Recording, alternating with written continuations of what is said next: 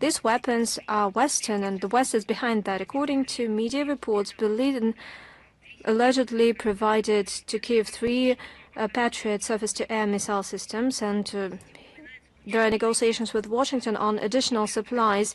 Reportedly, on the 27th of July, Russian soldiers destroyed one of such systems during the offloading and deployment. Let us note that the life cycle of Western weapons provided to Zelensky in modern conditions is quite short, regardless of what is happening, and despite the Western obsession with inflicting a strategic defeat upon Russia via Ukraine, they're still obsessed, and a high cost is paid by rank-and-file Ukrainians with their lives, and European citizens are paying it from their pockets. And unlike Europeans, the US continues to systematically benefit from the weapons export. Every dollar they provide to Kiev yields benefit to Americans, not just rank-and-file Americans, but those who orchestrated that. Europe, meanwhile, continues to run at a loss, pumping new resources to Kiev nets, and the bet on the European military and industrial complex as a driver for the economic growth will only lead to imbalance in the economy and will lead to centrifugal trends in the European Union. Now moving on to Ukraine. As you know, on the 25th of July, Zelensky signed a law to extend the martial law and mobilization in Ukraine up till November 5th. Amid daily failings on the front line and growing social tension fueled by the sponsors of the regime, that are not happy with excessive defiance of the Kiev regime, this mechanism of usurping power can crash. As you know, the drafting rates are slowing down. According to analytics by Lutsenko, the annual decrease in the Ukrainian army amounts to some 10 to 15,000 persons. The retired politician claims that the recorded number of defectors is 16 to 19,000 on a monthly basis, but the real number of defectors is 5 times as high. Besides that, there are some 5 to 8,000 servicemen casualties every month. Let me note that the situation in the Ukrainian army is much worse than this estimate. Indeed, the loss of the Ukrainian army on a monthly basis is many times higher than the statistics. From the 19th to 25th of July alone, the enemy, according to the Russian MOD, lost over 8,650 soldiers. And let me once again mention it. We're talking about the period of 19th to 25th of July, several days' time. Judging by the frontline sketches online, there's a wave of miscontent, and the Ukrainian social networks were outraged at the video of one of Ukrainian soldiers who was angry because there was not place for the evacuation of wounded in the car. It was awash with goods looted by the Ukrainian army. Reportedly, some of the commanders were not ready to abandon trophies, and as a result, some fighters bled to death. Well, we're just stating facts. We're not sympathizing with them. Moving on to the financial needs of this bloodthirsty regime, the Kiev regime is becoming more unstable because it needs more money influx. The Zelensky regime mentioned his growing appetite on the 25th of July. He demanded additional 65 billion USD per year. 40 billion USD should cover budget deficit. The 25 billion should be spent for electronic warfare systems and drones. The Kiev ringleader already mentioned that he started conversations with European donors on this difficult matter. That means that he started this bakery business that he likes so much, but not for the benefit of his people, but in order to kill the ones that he declares his supporters publicly. He even coined a new term. He said that this weapon that protects everyone should include Ukrainian, wait a minute, Ukrainian soldiers. He's talking about people. Basically, he suggested putting the Ukrainian army on the Western payroll completely. These facts confirm the relevance of our operation to denazify and demilitarize Ukraine, and all the goals will be implemented, as was repeatedly mentioned by our leadership. Let's take a look at other fronts. For instance, the cultural front line. Since the beginning of the special military operation, the Kiev regime, together with the collective West, unleashed a large-scale slander campaign against our country in order to shape an image of Russia as an ultimate evil that seeks to allegedly destroy the Ukrainian identity, as they put it. According to UNESCO, as of late April,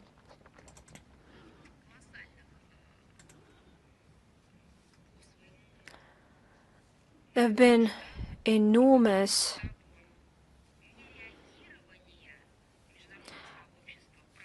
problems.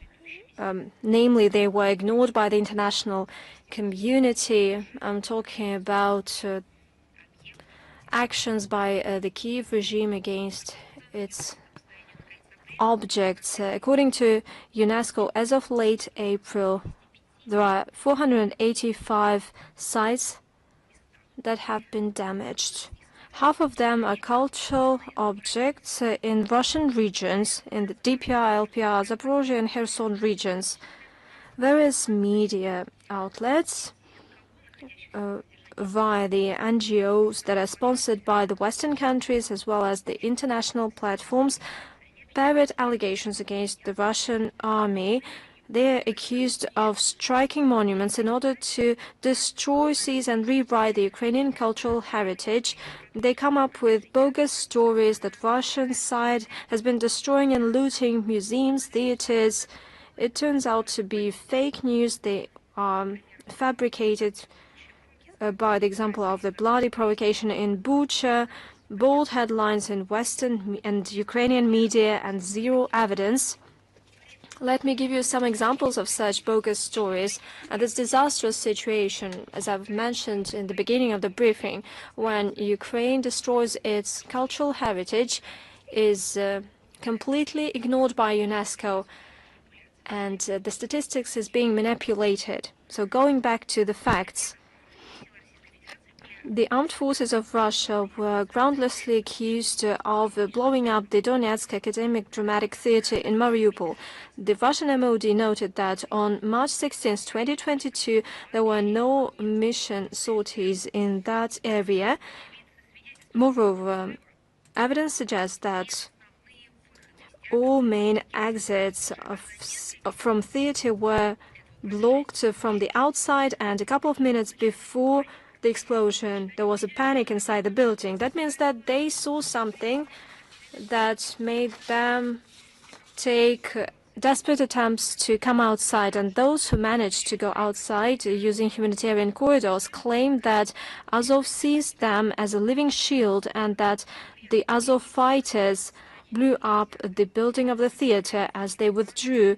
And Russian innuendo include many other groundless accusations of our country.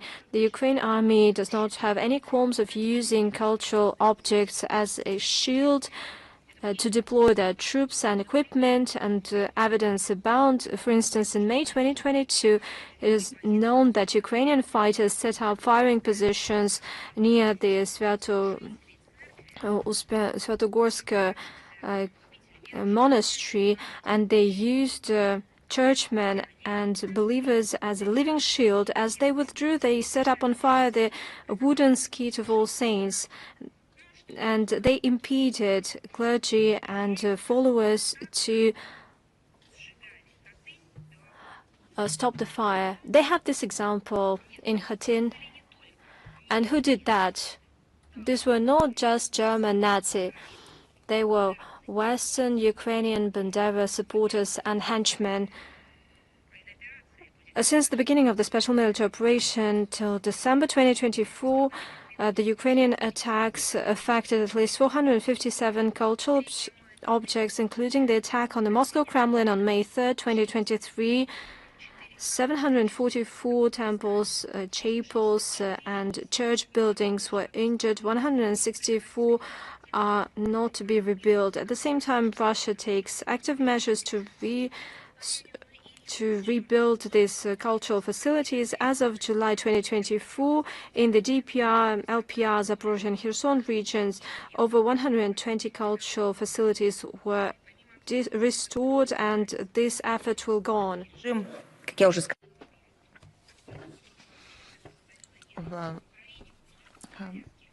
In Ukraine, in mass, they destroy the monuments to the soldiers of the Red Army, figures, cultural figures of the Russian Empire and the USSR. The main personal enemy of the Kiev regime is great Russian poet Alexander Pushkin. Only in 2022, about 30 monuments to this poet was demolished. In 2023, they adopted a law on condemnation and banning of propaganda of the Russian Empire policy. You know the full name of it. It was aimed at legalizing the fight with the hundreds titles of the Pushkin streets, and I quote, it was to decrease the influence of Russian narratives. The social networks aptly named it the law on depushkinization. In 2024, in violation of the UNESCO declaration, Odessa demolished the monument to the poet under the management of the Cultural Ministry of Ukraine. The fact of the process to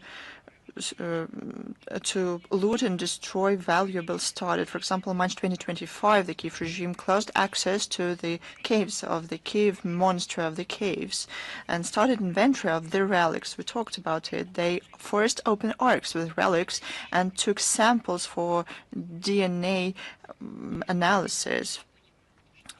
Don't they understand what they are doing? Let them look into the document that they signed.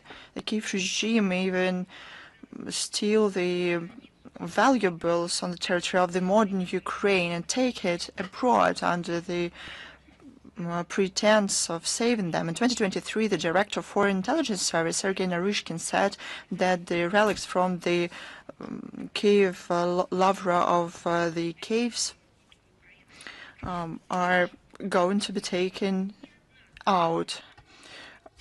But the Cultural Minister of Ukraine, Alexander Tkachenko, said that no valuable item is to leave the country. In 2023, a lot of exhibits and icons were taken to Europe. They are exhibited in Louvre, among other places. Whether these valuable things are to be returned is still open. But in my opinion, the answer is clear. Kiev is prepared to pay off for the armaments supplied by the West with the cultural heritage. No fakes can cover up the fact. The Banderovich regime has to remember the fakes has a wonderful characteristics. They don't live long. There's a very good quote that is ascribed to either French thinker Denis Diderot or American President Abraham Lincoln. I don't know. Probably it belongs to another author, but I quote, you can lie to a few for a long time, you can lie to many for a short time, but you cannot keep lying to many endlessly. The ambassador of Ukraine to Norway started to create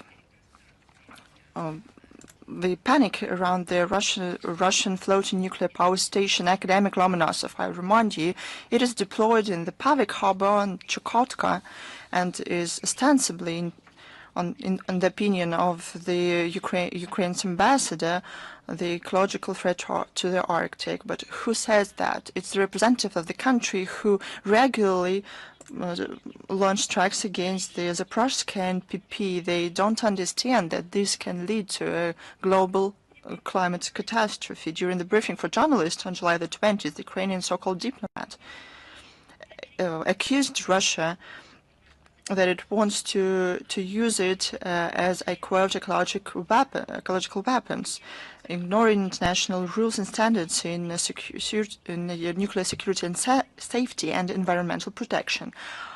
I don't know who this ambassador is, but I would like to ask him a question. Is he aware that the Kiev regime agreed to receive weapons with depleted uranium from Great Britain? It poses threat to the Ukrainian people. What kind of environment we're talking about? He even came to the point of saying that Russia is a terrorist organization who holds the biggest NPP in Europe, the Zaporizhzhia NPP, hostage. But it is our NPP, and to talk about his statement seriously is futile. There's no sense, especially about the NPP. It is constantly targeted by the Ukrainian army.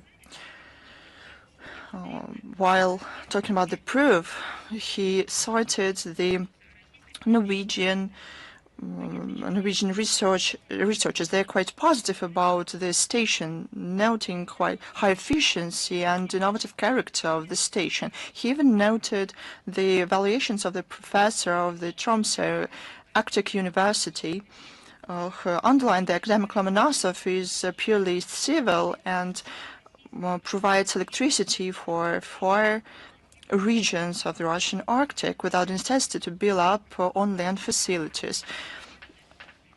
This slander can be seen as an advertisement of Russian achievements in peaceful atom. To read more about the Russian breakthrough technologies, you can go to the website of Rosenergoatom. We'll provide you with the links in the text of our briefing. These issues will be covered in the World Atomic Week that's going to take place in Moscow on September 25th through 27th. I think that the best advertisement cannot be invented.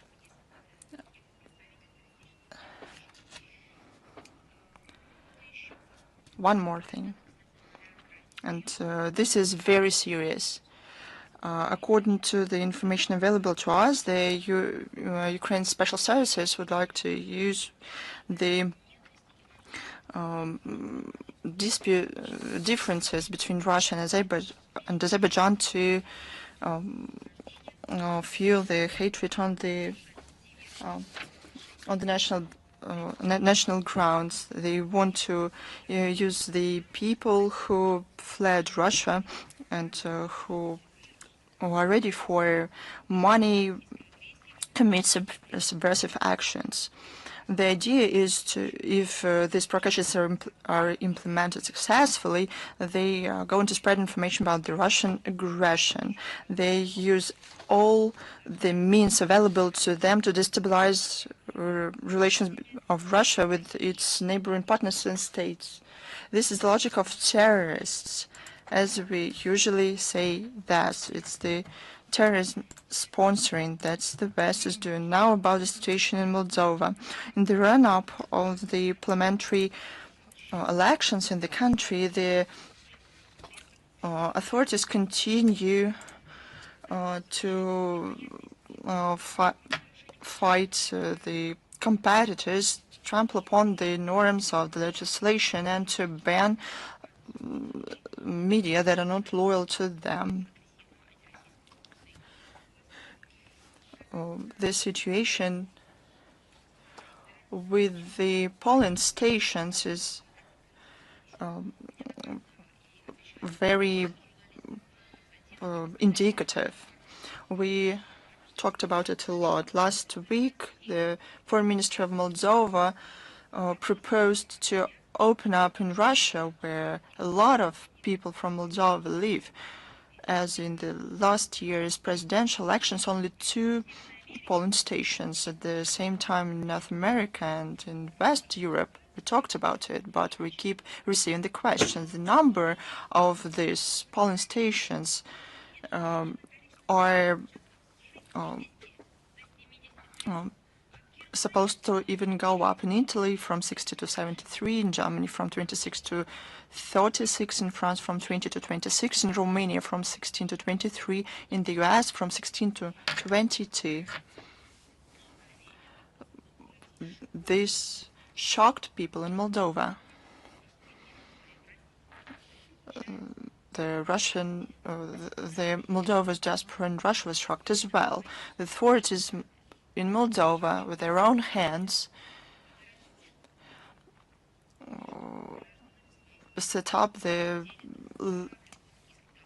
dividing line between the people of their country. On July 23rd, people from Moldova who live in Russia gave the petition to the Embassy of Moldova with a request to increase the number of polling stations, but it went unresponded. But I'll tell you, we asked questions.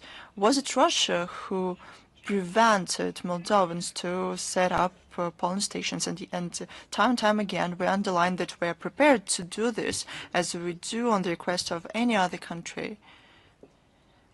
We provide the possibility for people to vote.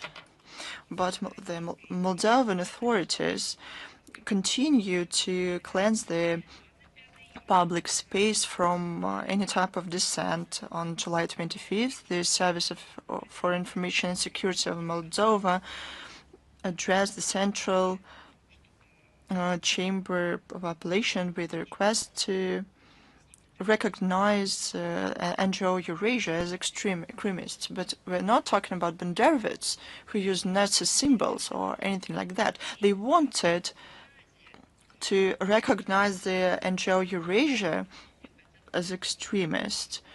Many know about it. They want to develop cultural and humanitarian ties, preserve historical memory, and maintain dialogue on the Eurasian space. You can see on your own what the organization does.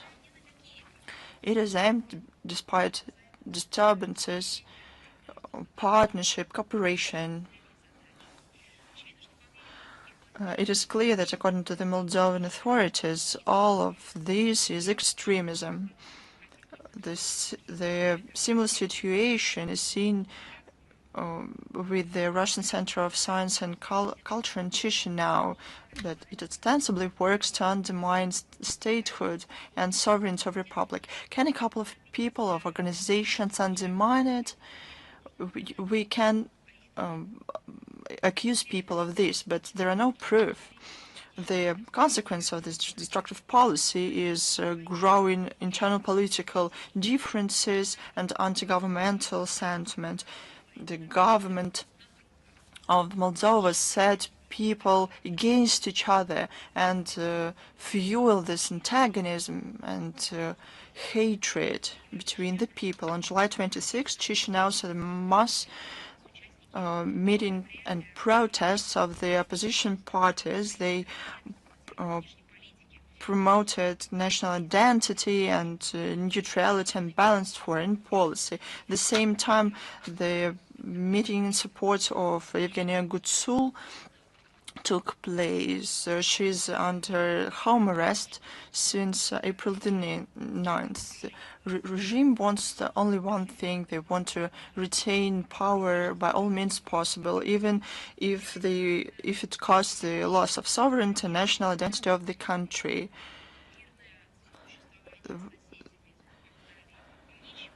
It has nothing to do with prosperity, stability, security that the pro-Western forces promised to Moldovan people during the previous parliamentary elections 2021, presidential elections 2024. As to the countries who are pressed by anti-elites, here's a new a reason to talk about the pseudo neutrality of Austria. Minister of European and Foreign Affairs of Austria stated during an interview to a German newspaper about an opportunity to talk about joining NATO because of the Russian threats. This republic did not receive neutral status, not from the Austrian Republic, not from Austro-Hungary or Nazi Germany, but the key international legal document of its sovereignty is the state agreement on the restoration of independence and democracy in Austria. It was signed by the USSR, Great Britain, the US, and France on May 15, 1955. The same year, a Moscow Memorandum was signed. It was to preserve the permanent neutrality of the country. Without this fundamental document, the issue of sovereignty of Austria and statehood could have prolonged for an unlimited period of time. A good question. The loss of sovereignty. Does this mean that the country almost de jure lost its sovereignty? Second, the head of the Foreign Ministry of Austria, while doing such statements, insult people of her country who supports out-of-bloc status. Political leadership of Austria and other European countries disregard the opinion of their people. It's a norm for them. They do it for the sake of their political situation, to the detriment of the interests of the national economies, social development. We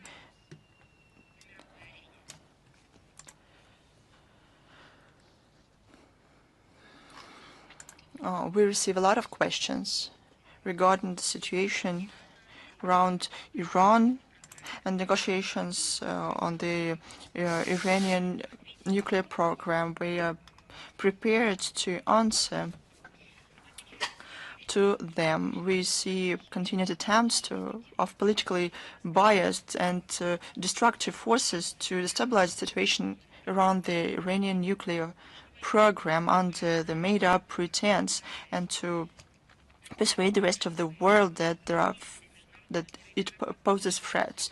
These advocates of the international peace and security lost the ability to objectively evaluate the situation and to see the correlation between their decisions and the destructive consequences, to learn from their mistakes and not to repeat them. We are seriously concerned about the threats to launch new strikes against nuclear facilities of Iran. I'd like to note that they talk about nuclear weapons. The Islamic Republic of Iran doesn't have it. The IAEA leadership many times confirmed that Tehran is not developing it. In other words, unbiased statements with Iranophobia are presented as the foundation for yet another aggression. The bombings cannot become commonplace in international practice. The catastrophic risks cannot be either ignored or justified. The UN Security Council long ago and unequivocally qualified such attacks as unacceptable. And now some don't like to remember this, or even sometimes ignore them, putting their policy on the first place. Other peacekeepers, the so-called peacekeepers, who justified bombings of nuclear facilities of the Islamic Republic of Iran, who were on the IAEA control, want to start the practical steps to reestablish the sanctions against Iran. They are well aware that real legal and procedural grounds are not there for them. They want to present their ideas as an alternative of an armed escalation and not as a good an example of good diplomacy that the rest of the world has to accept with humility. Let me remind you that the UN Security Resolution 2231 indeed provides for a mechanism for returning sanctions, the snapback mechanism. However, for it to be enacted, a significant number of steps and stages should be passed, and they have not been passed. The global community faces this reckless, arbitrary behavior by those who advocate the so-called rules-based order, but for a great deal of time they have been undermining the implementation of the UNSC Resolution 2231, violating its demands and shifting the blame for the stagnation in the JCPOA on Iran. The violators cannot use this discipline mechanism under the resolution, and illegal actions of these countries should not have legitimate consequences for other states. They should not legitimize and they should not become accomplice to the violations of the UNSC resolutions by the Western camp. We firmly believe that amid this fragile truce after the June escalation, we need a drastically new approach. The world has seen what aggressive aspirations and actions lead to under the motto of the ultimate solution to the Iranian question. That is an atrocious wording, but many promoted that. And the hypocritical calls to swiftly restore the full-fledged verification activities by the IAEA in Iran are most vocally done by those who, without a hint of hesitation, did damage to Iran and who put at risk the inspectors and the destruction of inspection activities. They destroyed not only the country, they also destroyed and put at risk peace and security all around the world, including the verification activities of the IAEA. Let us not forget about that. Bearing responsibility for the things they've done is something that they do not want to do. However, facts are there.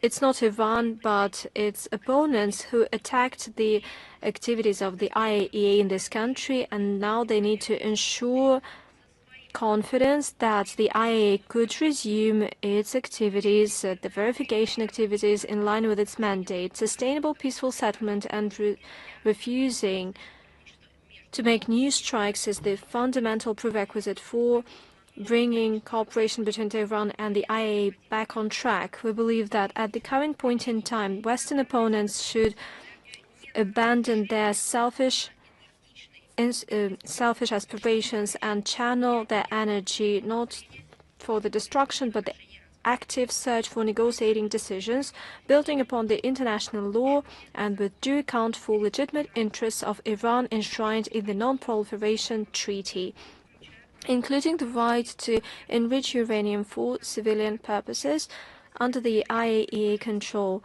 There are possibilities to reach such an arrangement, and the Russian side takes active efforts on this track. We closely coordinate our positions with Iranian and Chinese partners.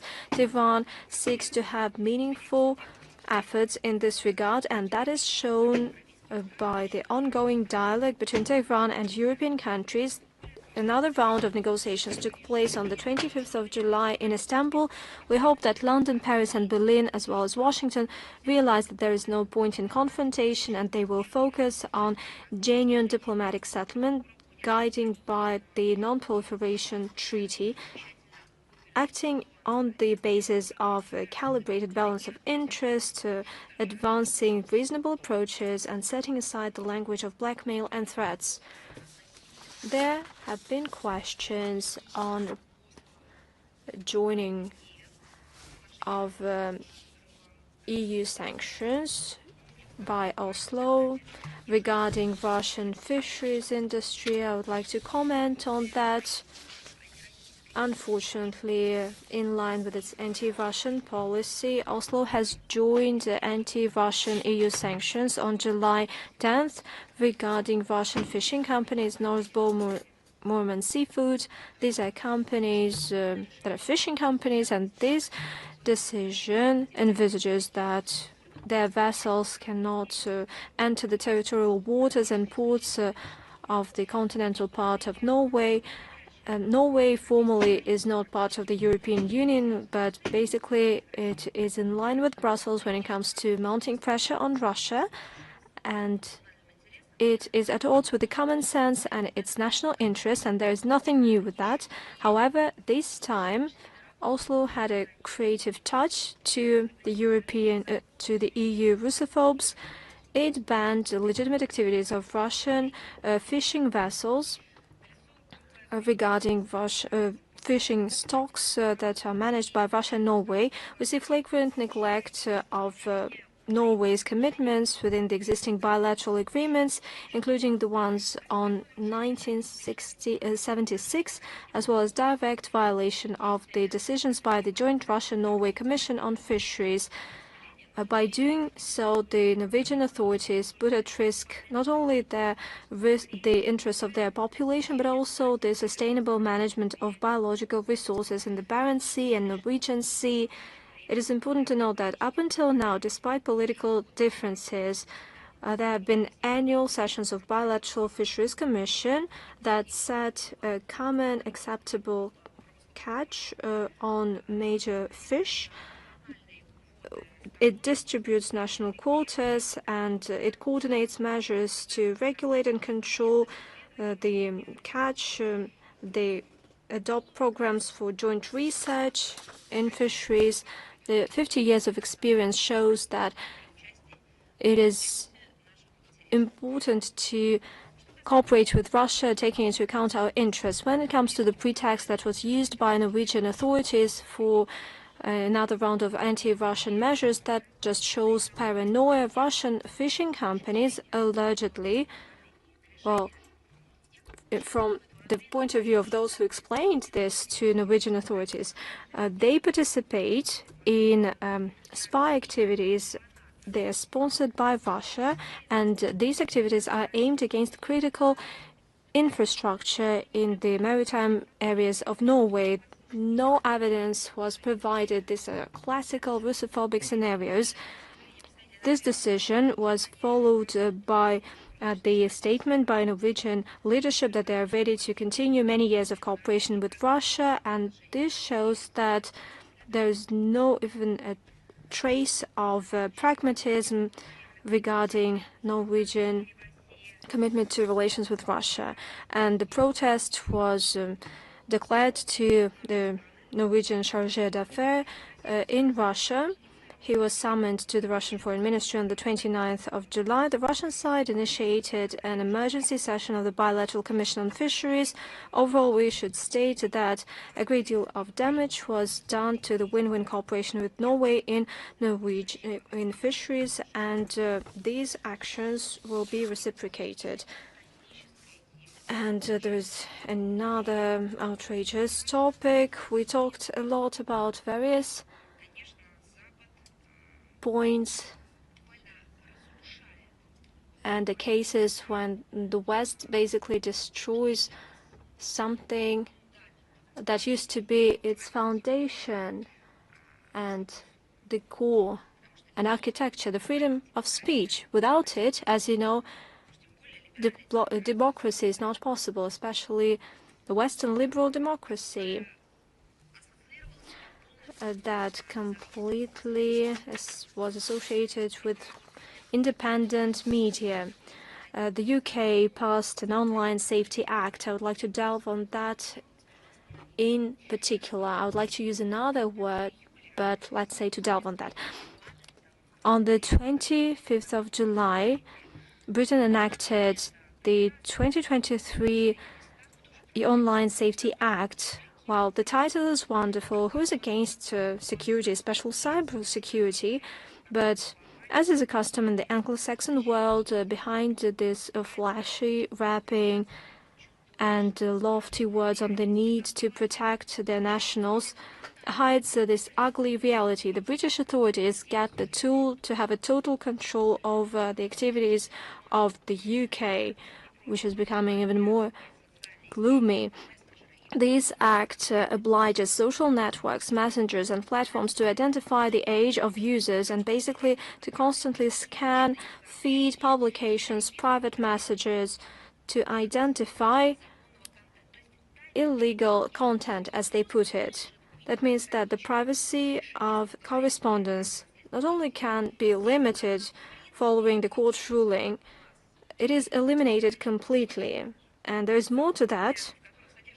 The points that have some reason to them that should fence off minors from illegal content, but that's the real point of the law behind that.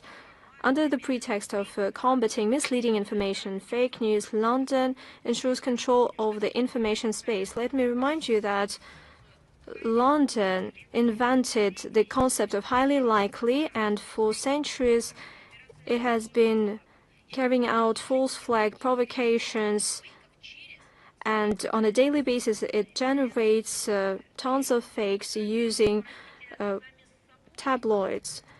Are they going to fight against themselves? Well, in this case, to be honest, 90% of the British mainstream press should be shut down because they publish nothing but lies and speculations. Take a look at the way Brits consider their press, and you will see very good statistics. Clearly, we're not talking about any real security. We see a universal tool to limit the freedom of speech and freedom of expression, to fight dissent and their own population.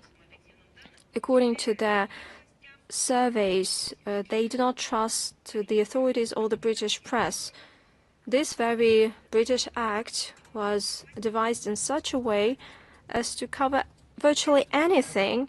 The British authorities all of a sudden could announce, for instance, the outcome of the Nuremberg trials have an expiry date. It is claimed that they do not have an expiry date, but that is not true. And a person that wants to contest that, or a historian association, or let's say a group of veterans that wants to have a discussion on that, they could fall victim of this criminal persecution. London seeks to have a total control, absolute control over the internet, and that is clear. It wants to dominate in this area in a repressive way. It wants to control communications and the information and even thoughts of their nationals. The democratic and liberal principles that they told us about, with great reverence, are being trampled upon completely in the UK. While nationals in the UK are outraged, they have these petitions and there are hundreds of thousands of signatures.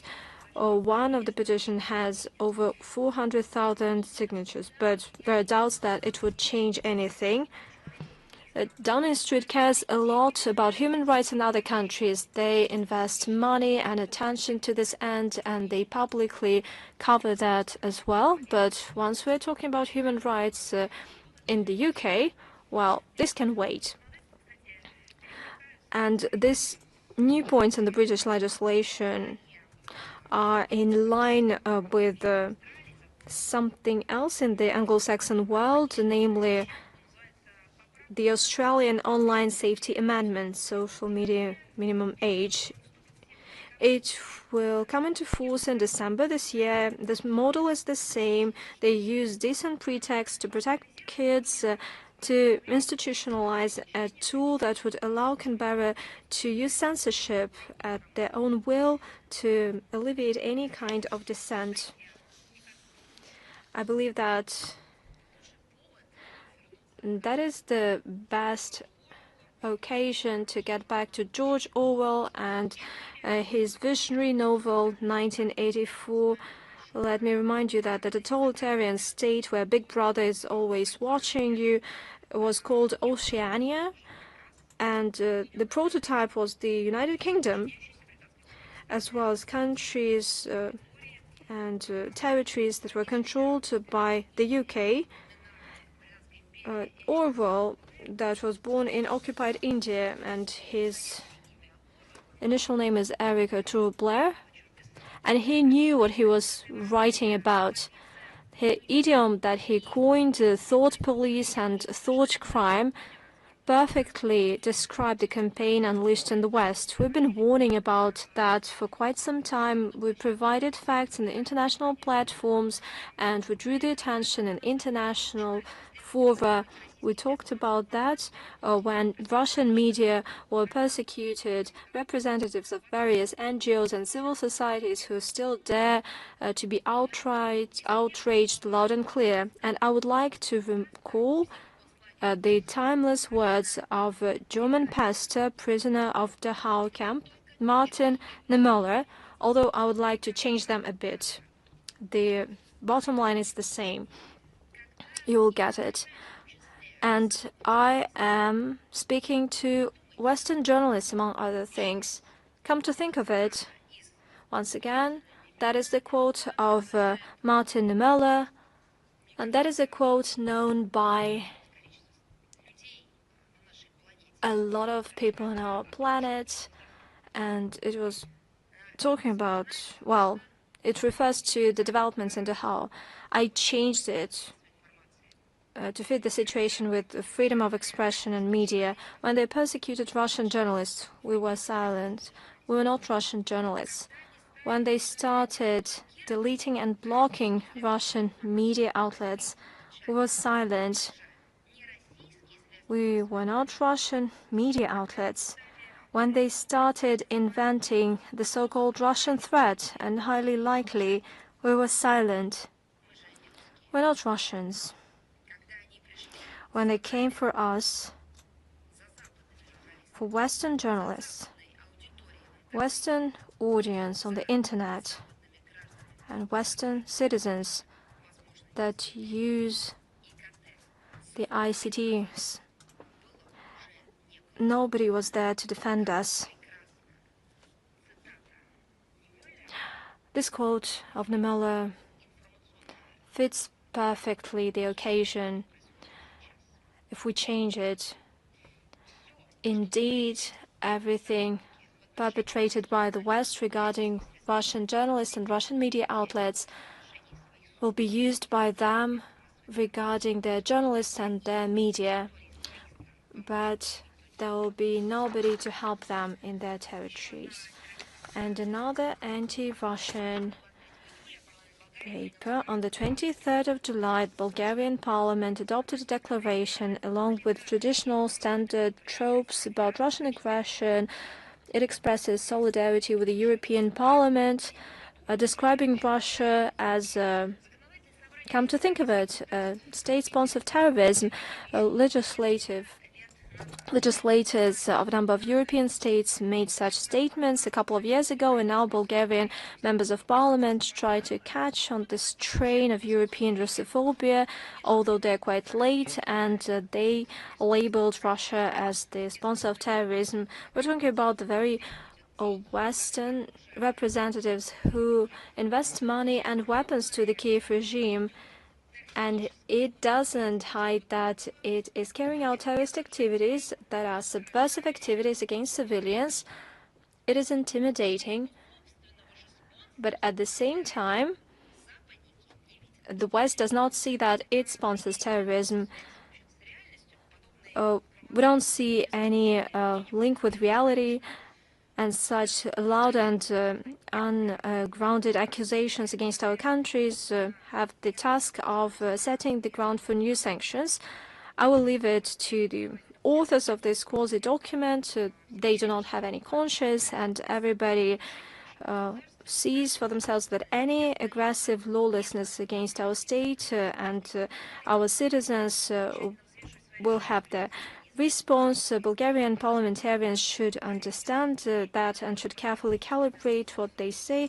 And it is important that common sense prevailed and less than half voted for this document.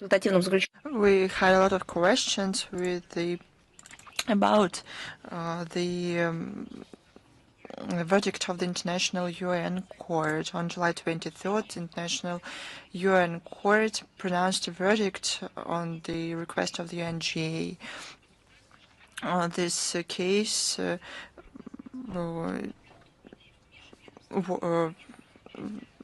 involved the record high number of states. The Russian Federation actively participates in the climate process and participated in the work of the court. The court reviewed the issues on the reviewed certain international legal commitment in a fight with climate change and the character of legal consequences resulting from these their violations. The court ruled that the states are obliged to take measures to prevent and to mitigate consequences of the climate change based on the international law, including provisions of the UN Framework Convention on Climate Change, Paris Agreements, and common law. The court attempts to answer the issues of correlations of the norms of the climate law and the human rights. This verdict does not have legal force, obligatory legal force. However, it will influence the future of the international law in climate. The influence of this verdict on further development of the international law is yet to be seen. The reaction of the Russian Federation will be shaped after the comprehensive analysis of all its provisions with the involvement of representatives of other agencies.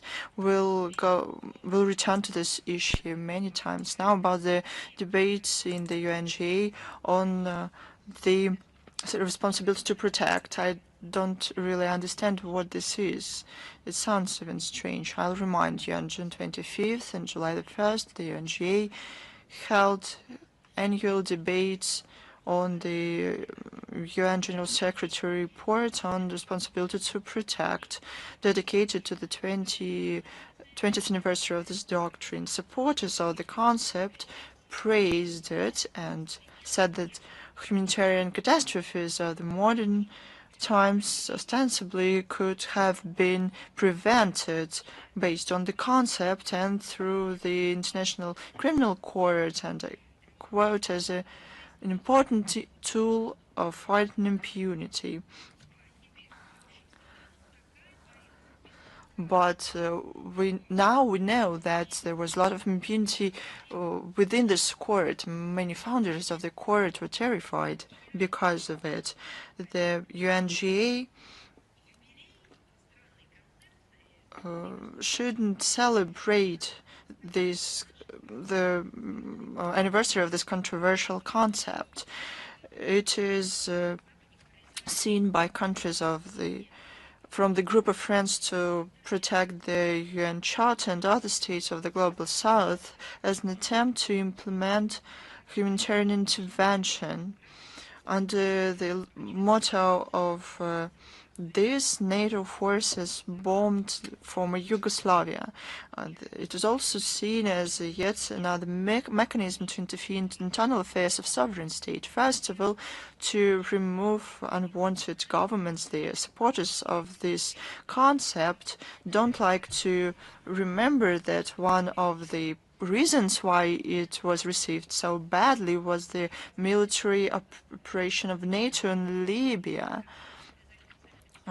During this, the UN Security Council Resolution 1973 mandate was distorted, and the countries of the alliance went, to put it mildly, far beyond the protection of civilians and de facto military help to one of the sides of the armed conflict.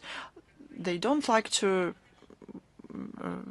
remember about it, but the discussion should be based around these facts. Russia, during the debates on July the 1st, the speech is available on the website of the Permanent Mission of Russia to the UN, yet again outlined the ideas about the biasness of the concept by the Westerners. It shows the additional value of such debates is non-existent, and shows the stark contrast between the views of the various countries. We don't support the further activities of the Special Advisor to the UN General Secretary on responsibility to protect. We also have good questions. The Budapest saw the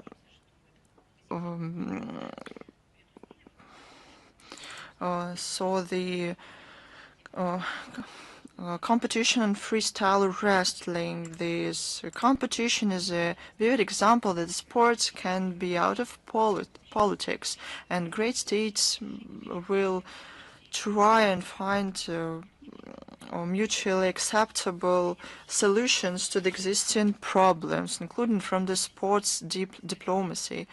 Given the escalation of relations between Russia and the West that started an unprecedented campaign to internationally isolate our country, Hungary is essentially the only EU country who protects their national interests, including sovereign position in dialogue with Moscow. We believe that the true role of sports is, as the 20th century told us in the doctrine documents, to unite nations and people and to decrease tensions in the international affairs, to give a pause that is always much needed. The sporting events should be open for everyone without exception, regardless of citizenship, race, ethnicity, sex, and political beliefs. It is clear, but sometimes we have to prove this simple idea once again.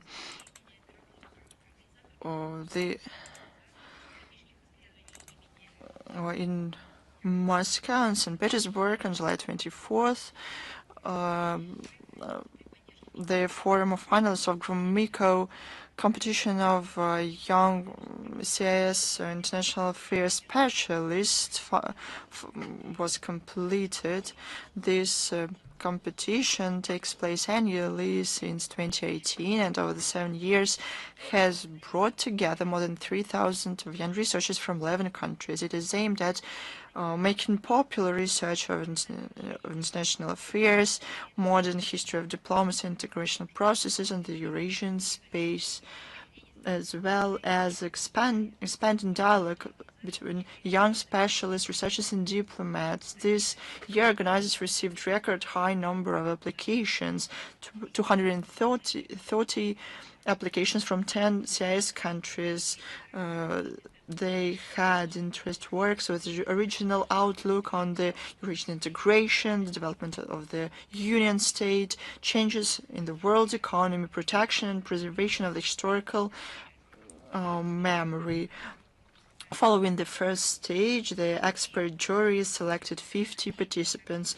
The winners included representatives from Belarus, Kyrgyzstan, Russia, Tajikistan, and Uzbekistan. The awarding ceremony took place at Gimor University on July 25th.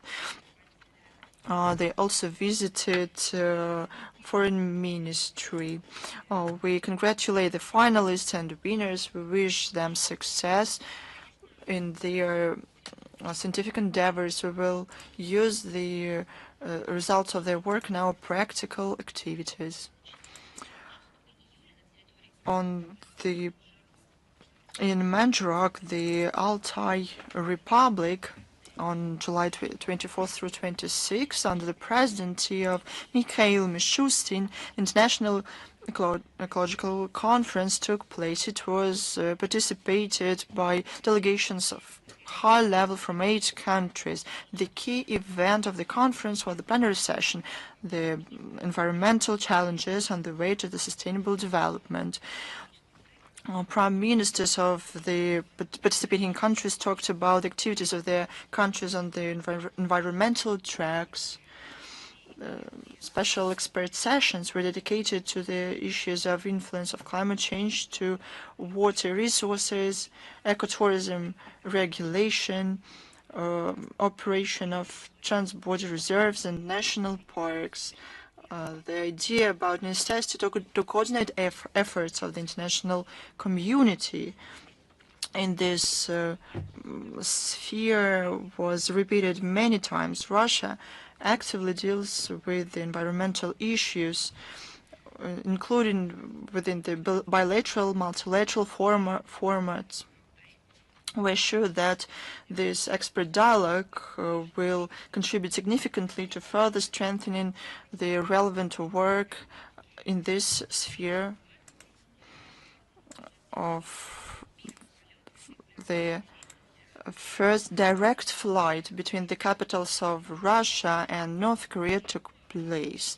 It was operated by the Northwind Airlines.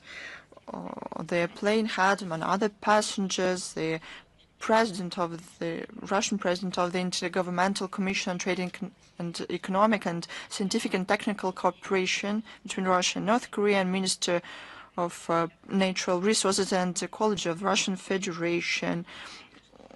We are sure that the direct flights between the capitals of the 2 countries will help expanding Russia-North Korea cooperation in various spheres, including exchanges in practical sphere and humanitarian exchanges. I would like to draw attention to the fact that on July 25th, 28th, the international program of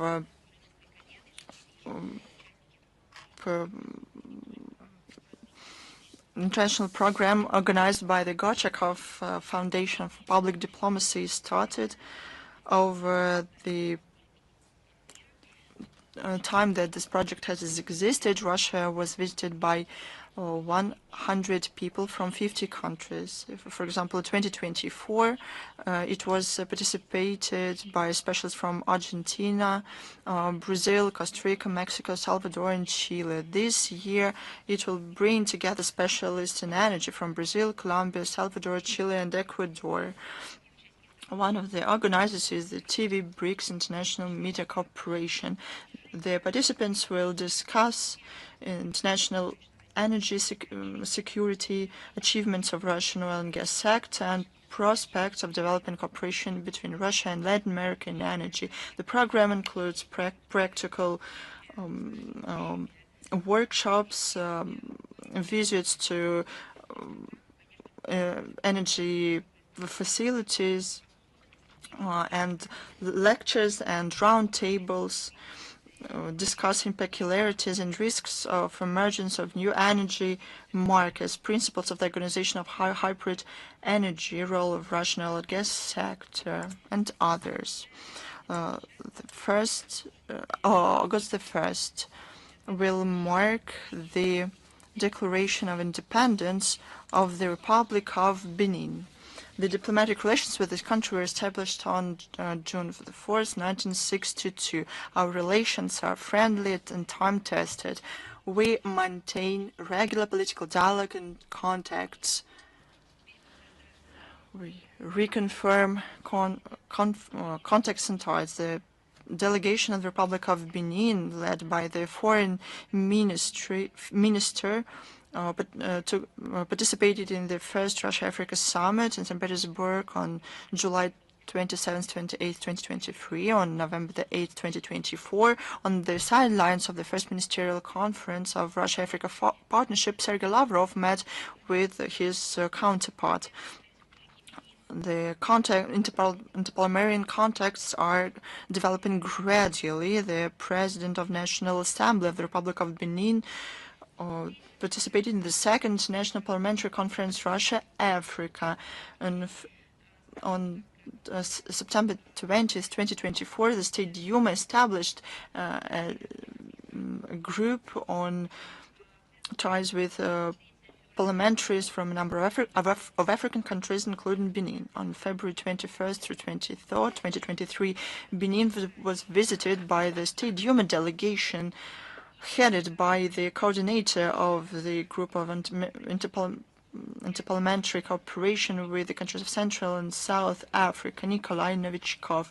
There's great potential of developing bilateral relations in various spheres. We see the development of cooperation in education. Soviet and Russian universities educated more than 2,500 people from Benin. The number of scholarship goes up. In the academic year 2024-2025, saw 150 scholarships compared to 110 scholarships in 2023-2024. We see the growth. We are prepared to continue the multidimensional cooperation for the benefit of our peoples and countries. We wish the people in the Republic of Benin peace and prosperity. On August the 3rd, the Republic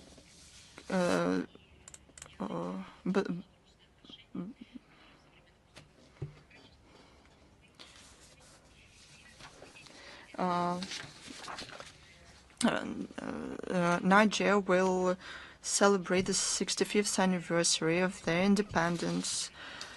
We hope that Russian mission will start its activities until the end of this year. Between our countries maintain political dialogue. In March 2024, there was a telephone call between the President of Russia and President of Nigeria. In January 2024, Moscow was visited by Prime Minister, Minister of Economy and Finance of Nigeria. And in November 2024, the Niamey was visited by the Vice Chair of the Government of the Russian Federation, Alexander Novak. In November 2024, Minister of Foreign Affairs Cooperation and Nigeria's abroad participated in the ministerial conference of the Russia-Africa Partnership in Sochi, where he met with Russian Foreign Minister Sergei Lavrov. In April 2025, Moscow, within the first consultation, Russia Confederation of Sahel States, Lavrov and his counterpart held a separate meeting on bilateral agenda. There's work on the establishment of the Intergovernmental Commission on Trade and Economic, Scientific and Technical Cooperation. On July 28th, Minister of Energy of Russia visited Niamey, where he held negotiations with top leadership of the Republic, where set for further building up cooperation with this country. Would like to congratulate the people of the country on this holiday. On August the 6th marks the national holiday of the multinational state of Bolivia, the 200th anniversary of its independence. Bolivia is a key and priority partner of Russia in Latin America and the Caribbean. Our countries has traditionally friendly relations. They were time-tested. We are united in building a more just and democratic world order. We protect norms and international law, including protection of sovereignty and non-interference into internal affairs of state, common approaches and key issues of global agenda in terms of the building up of a multipolar world order. Our relations are developing in the spirit of true strategic partnership, resistance to the influence from the outside. We have regular political contacts at highest levels.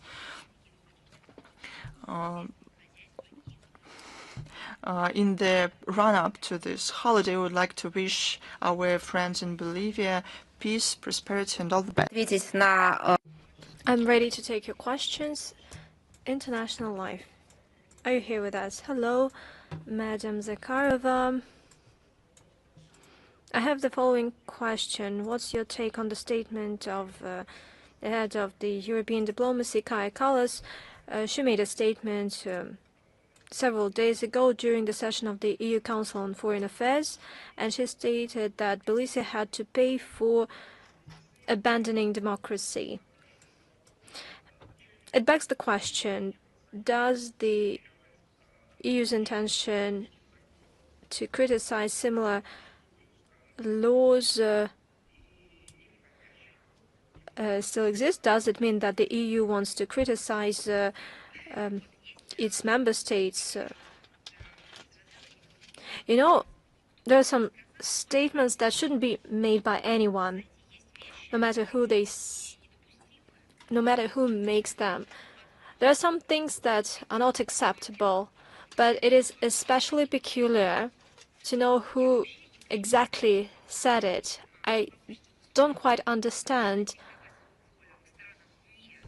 why the EU starts to dictate its will to non-members, and why is it done by Kaja Kallas? In no way has she shown her constructive attitude towards anything. She's just a member of a certain dynasty. Clearly, it was supported by certain powers, and that is just outrageous. You know, the EU has been behaving in such a way when we're talking about this relapse of democracy in Georgia or abandoning of democracy in Georgia, and this is quite telling. It should be a graphic example and a lesson for other countries who seek to join the EU, who believe what they say, and who believe every word regarding their future membership, who build close contacts with the EU. That's the way you will be treated by someone, and for no particular reason. For some reason, they believe that they are entitled to have this humiliating attitude to a state, to people who have a really interesting and long history. And the times when EU candidates had their interests taken into account, these times are a thing of the past, and I don't think that the situation will change. Over the past 20 years, of the previous rounds of enlargement. The EU has since changed. Back in the day, it was an economic union. It was about benefit, mutual respect, some universal principles. Right now, it's just an economic division of NATO with a command system, chain of command, and totalitarianism. At the helm are not the leaders that are guided by the national interests and that understand the need to respect the interests of others. At the helm are liberals and globalists, and namely, they are represented by Ursula von der Leyen and Kaja Kallas.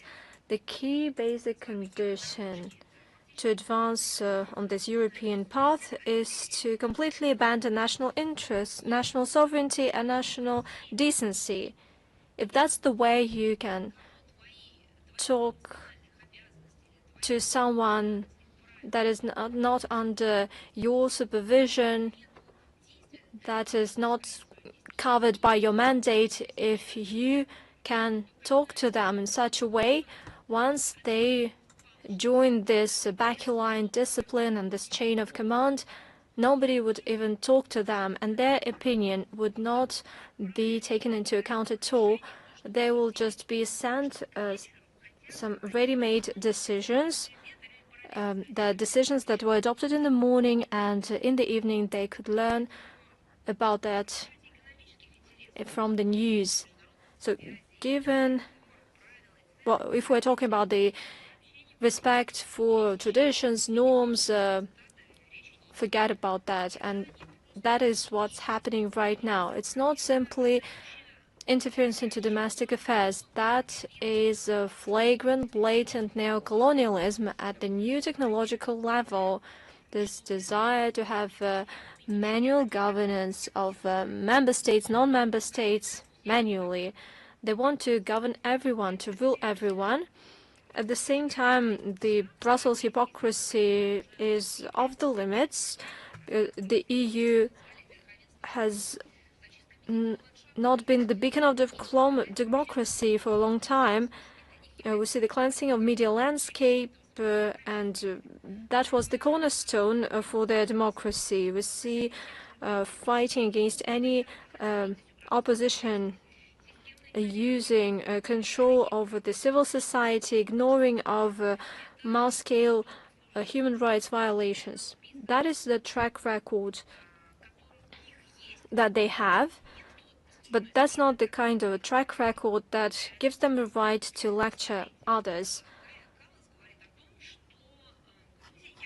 Listen, Kaja Kallas says that Georgia is sliding away from democracy. I don't want to have this journey into history, but as far as I remember, she's from Estonia. Estonia has always been within the British sphere of influence. The UK has enacted this online act to have an absolute control.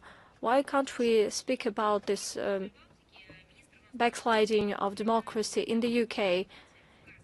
You know that the UK Prime Minister Liz Truss had this cask, and let her lecture Kaja Kallas and London of the way they shouldn't slide away from democracy. But for some reason, they do not want to do that. Maybe that's because the UK went away from the European Union, yet they have these negotiations. And we need to take into account the many years of membership of the UK in the EU.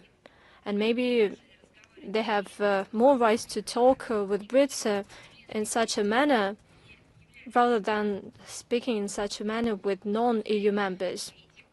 Brussels and those who stand behind it care about not democratic norms and how countries do not fit them. The bone of contention for the EU is that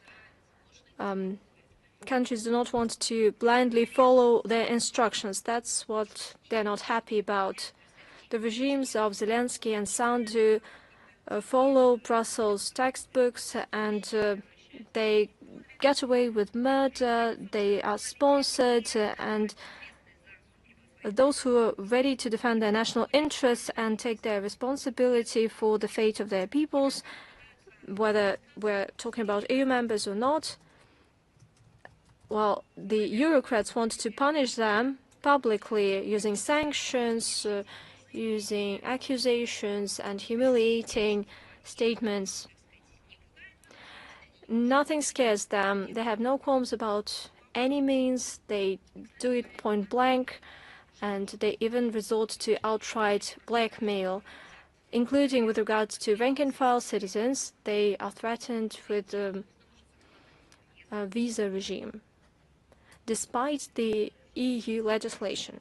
Thank you for your answer. And another question on the recent statement by US President Donald Trump. He said that if Iran resumes its nuclear program, the US would swiftly destroy it, and a quote, "We will do it openly and with pleasure." That's what Donald Trump said. What's your take on that?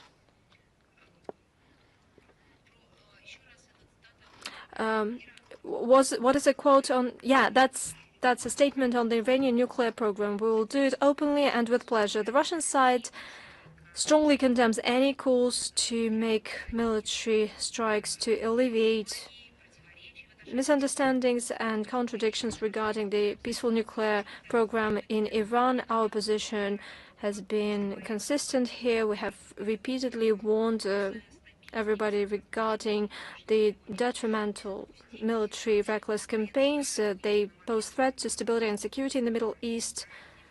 We cannot allow for the military strikes on nuclear facilities that are safeguarded by the IAEA to be commonplace in the international practice. And the attack on such facilities are fraught with disastrous risks, and they should not be ignored. I've already mentioned that. I believe that I've already answered this question in detail in my introductory remarks. Thank you so much.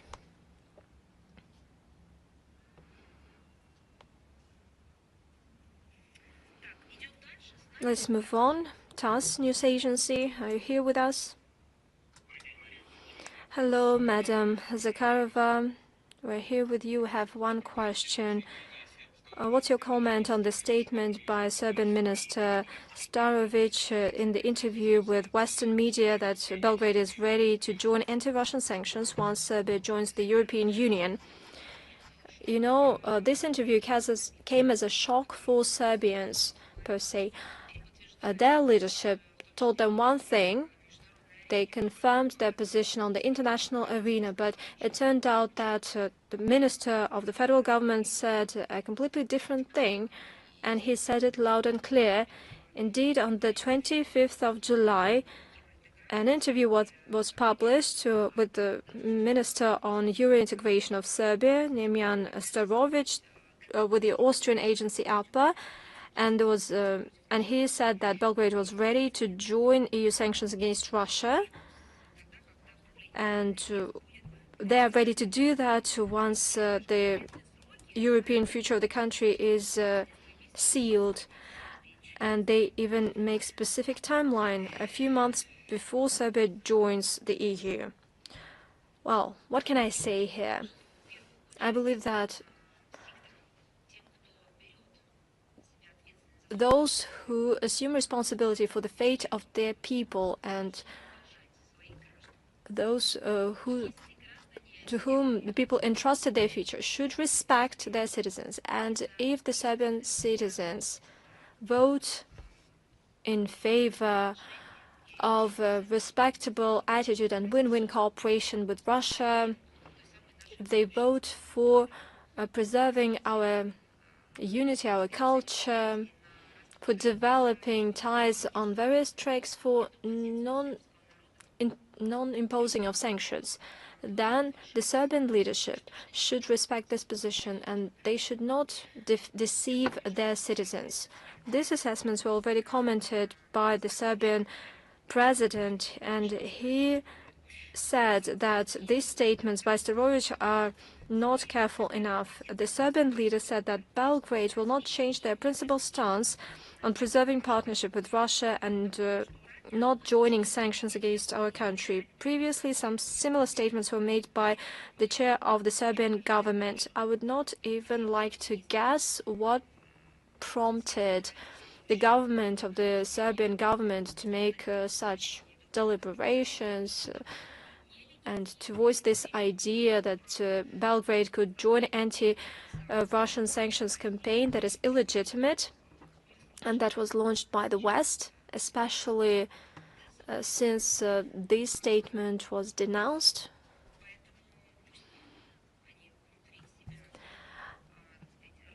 I'll let them deal with that between themselves and let them take stock of steps, future steps, or steps that they prepare, should they do that. Thanks a lot. Thank you. RIA Novosti are here with us. Hello, Madam Zakharova. We would like to ask you to comment on the ongoing pressure on Russian journalists in Germany. Unfortunately, it is still going on. Thank you. Well, the trend is obvious here. We see that German authorities opted to squeeze Russian media out of the country. There is no doubt that we're not talking about specific claims to specific journalists. There's no doubt that this ever happened. That is a deliberate desire to purge the information space, to use various means to this end in order to expel Russian journalists using various pretexts to purge the information space from unfavored media that are popular, that are enjoying high credibility in media space. Berlin is using repressions at the level of the EU. It joins all possible sanctions as well as in national capacity. It oppresses Russian journalists. They're being expelled from Germany using various absurd pretexts. They are denied visa for many years. They do not provide any comments to this end. And another case in point is when German police went to the flat of a Russian journalist and they seized passports of this journalist and his family. That is the darkest pages in the German history reincarnated. You can get more detailed information on this in the special section of the Russian Foreign Ministry website. We'll publish the link. We say with responsibility that we will respond to any case of oppression against Russian journalists, and we will take symmetric, asymmetric, various measures regarding German journalists that are working in our country, that enjoy every opportunity as journalists. And if Germany opted for such an approach, we will respond. Thank you for your question. Thank you. Izvestia, are you here with us? Hello, Madam Zakharova. I have one question. Previously, Azerbaijani media started circulating information that they need to bolster cooperation with NATO. What's your take on this situation? Thank you.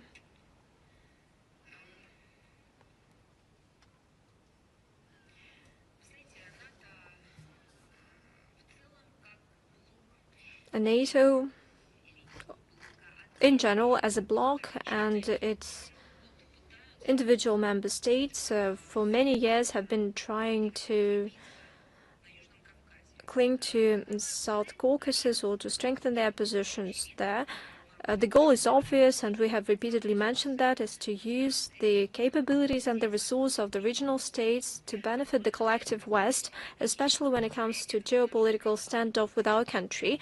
So there's a comprehensive point here. They do not separate things. They don't need any cooperation on an equal footing on the post-Soviet space. They want to seize resources, to set countries against one another, and to fuel tension, to behave as standard, typical colonizers and imperialists. We do hope that the countries of the region, including Azerbaijan and Armenia, realize the risks of fueling tensions and the risks of deepening interaction with NATO. Indeed, the situation is being aggravated, and everybody knows how it might end up everywhere where NATO appears. Confrontation is fueled just like military tension. They forget such words as peace, stability, normality. Instead of that, the new normality, the new normal comes into play, and this is something that is imposed by the West. RBC, are you here with us? Hello. Madam Zakharova, what's your take on arrangements between the US and the EU on trade deal? Namely, in accordance with this deal, the EU shall purchase energy for 750 billion USD, and basically that's the way they will get rid of dependence from Russian energy sources. Are you talking about this deal that they published? Yeah, this tariffs arrangement and other bilateral trade arrangements. There's something that was published just several days ago. Officially, this text was not published, but we have seen the statements by the European Commission leadership on the key elements of the deal and the pledge to the American side to abstain from introducing 30% tariffs for European products and to set it at the level of 15%. Brussels agreed to spend 750 billion USD to procure a number of strategic goods from the US, LNG, oil, nuclear fuel, chips, and the pledge to invest additional 600 billion USD to the American economy. We're talking about stagnating EU, as well as to pursue a policy to confront using by third countries of excessive capacities on the production of steel, aluminium, and copper. In principle, the text has not been published, but these ideas were voiced openly. You know, it's a word vassal says to their sovereign. This is Western European terrible and the worst meaning, the middle-aged approaches. This is the dark pages of their history with fires and witch hunting, abandonment of common sense and the ability to think and to ask questions. I have a feeling that all of this was declared by Ursula von der Leyen, regardless of when and how, if ever, these agreements are to be put on paper. They give us an understanding what place they are going to have in the world economy and international arena. What's this place for the EU in general and its member states? Whether the EU gave itself this place or somebody else showed it, we'll see in future. But the bureaucrats in Europe abuse common sense in the EU. They do everything they can so that the united resources of the member states of the EU serve not the people within the EU, but the globalist elites or the countries that the European Commission wants to please. this is a procedure. They literally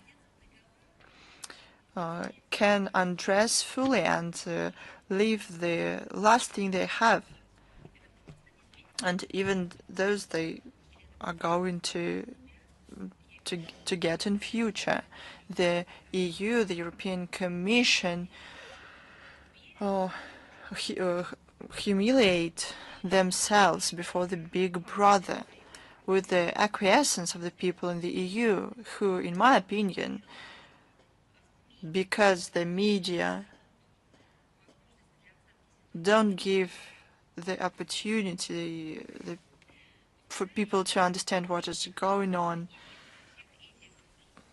all these elites, globalist elites, the EU wants to turn into a militarized colony of the US with centralized procurement of American armaments and natural resources, with a directive economy providing for voluntarily transfer of capital to the metropolis overseas. The European business will have no alternative but to procure energy from the US at the higher prices and to put capitals abroad. Just what has been done. The EU, NATO, Brussels bureaucracy, ruled by people like Ursula von der Leyen, they gave the management of the EU countries to other states and other elites. The commitment of Ursula von der Leyen to procure American energy sources is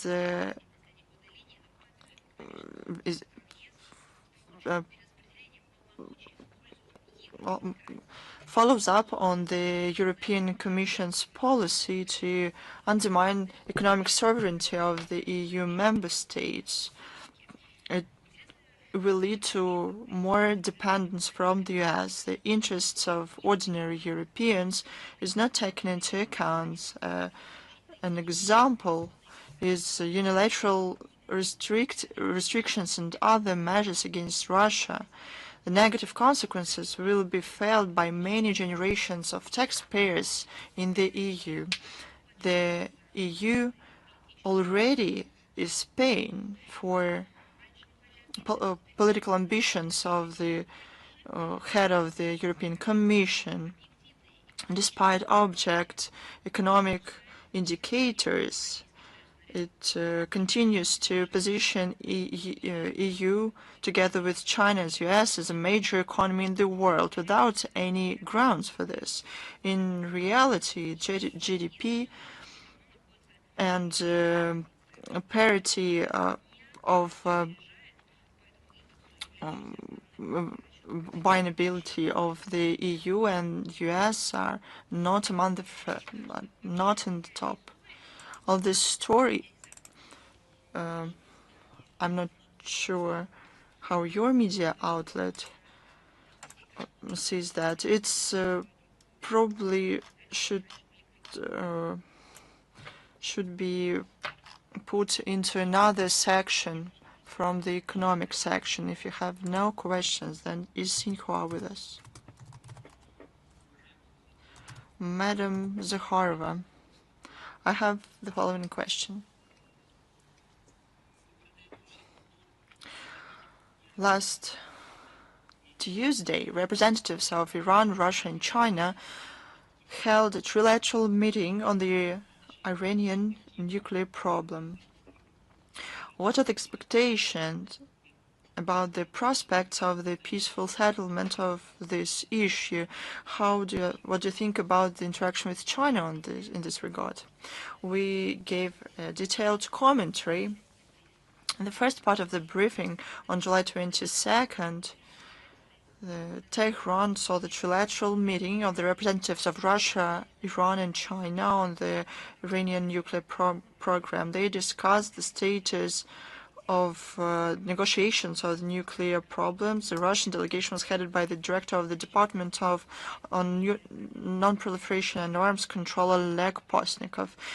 The meeting showed high-level coordination with our partners. We are sure that this issue can be settled only through political and diplomatic measures. We deem it unacceptable to renew sanctions against Iran. We want to interact with China at the international platforms to prevent the use of this issue to put political pressure on Iran.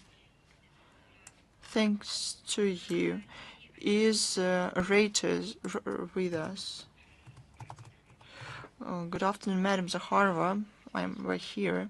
I'd like you to comment on the ultimatum of President Trump against Russia.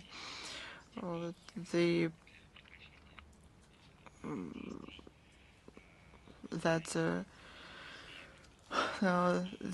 will introduce secondary sanctions against Russia. I'd like to ask you, did you have any preliminary consultations about this? Did Washington communicate this to Moscow? How can this influence the normalization between Russia and the U.S.? You have several questions. The administration of the president responded to this. Our country heard the statements from Washington. As to the secondary sanctions, we comment on it every day in great detail. During the press conference following the ministerial meeting of SCO, Sergei Lavrov gave commentary on this on July 15th as to any kind of sanctions. We talk about it during every briefing. We and our international partners face an unprecedented level of sanctions. The threats to introduce new restrictions is commonplace. Of course, we will respond to this. We discuss them in various contexts and formats. But it is clear that that's what the Western countries do. We cannot disregard this fact given the world's economy, but we know how to oppose sanctions. We worked out tools and schemes that help meet the needs of our markets and suppliers. We enter new markets, create our own production. The West is stalling. They don't have any other options what to do. At the same time, we respond to this and take measures to oppose all this, or even to use for our benefit, and so on. They attack world economy. It's clear, and these sanctions undermine the well-being of whole regions of the world. It is clear as well. It is strange that not everyone understands that. Also, you asked whether the American side communicated this to us. I don't have information about it. Madam Zakharova, how this kind of threats can influence normalization of relations between the countries? Can you please repeat how these threats from President Trump can influence? No threats coming from anyone can influence positively the normalization. This is a theoretical answer to your practical question. Theoretical because it's the law of it's natural law. How threats can positively influence normalization. Threats can be abandoned for normalization. If that's it, thanks to you. Is the China Media Corporation with us? But we don't have questions for you. Thank you for this gift. Is Bold News with us? Good afternoon, Madam Zakharova. Thank you for the opportunity to ask the question. The Russian citizen Konstantin Nikulin is in the Lithuanian prison. He was sentenced to a life sentence and accused in committing a crime on the border Medininkai on July 31st, 1991. The customs employees were attacked. Are there any prospects to use to liberate him? We commented on this topic during the briefing on March the 6th. He was illegally sentenced in Lithuania. There were a lot of violations of the procedures. No real proof that he was guilty did not exist. This issue is on the control of the Ministry of Foreign Affairs, our embassy in Lithuania. The relevant agencies requested to transfer him to a Russian prison, but the Lithuanian side refused. Unfortunately, there's no positive developments in this case. We will continue to provide all the necessary facilitation. Is Lenta.ru with us? Good afternoon, Madam Zakharova. We have one question for you. On July the 12th, and far from Paris, an agreement on the future status of New Caledonia was signed. It says that this French overseas territory will have extended rights of autonomy and is declared a state as part of the French Republic. What can you say about this agreement? They are to be enshrined in the French Constitution. Over the last year, we talked about it. We took the worse political and public situation in New Caledonia. We received questions. The front cares about other countries. They comment on the human rights and freedoms in all parts of the world. The zone of responsibility that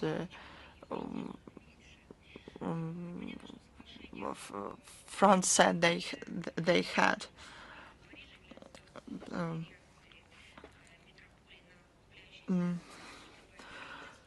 The agreement on the future status of New Caledonia is a response of Metropolia to a deepening crisis on the archipelago. I think that you remember that in spring 2024, New Caledonia saw mass protests caused colonial and failed policy of the French authorities in regard to this territory. The last straw was the attempts of France Paris to impose reform of the local legislation, violating the rights of the people there.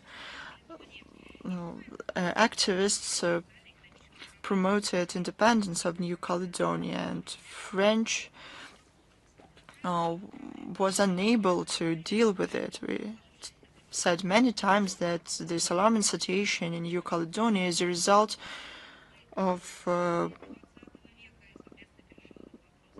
decolonization that was not finalized. The UN Special Committee on Decolonization sees New Caledonia as non-self-governing territory, and every year passes a resolution confirming the right of the locals for self-determination. The French refuses to settle the issue. They disregard the international law and their commitments at the UN. This is how Paris truly sees international law. The agreement on the future status of New Caledonia is an important compromise that gives more autonomy to the archipelago and expands the rights of its people.